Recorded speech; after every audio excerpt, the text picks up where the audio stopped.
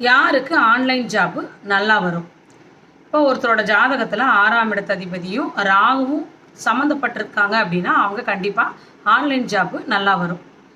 அப்படி இல்லை அப்படின்னா மற்றவங்களுக்கு அப்படின்னு கேட்டிங்கன்னா அவங்களுக்கு பேருக்கு தான் ஆன்லைன் ஜாப் பண்ண முடியுமே தவிர அவங்களுக்கு அது ஒரு வளர்ச்சியை கொடுக்காது.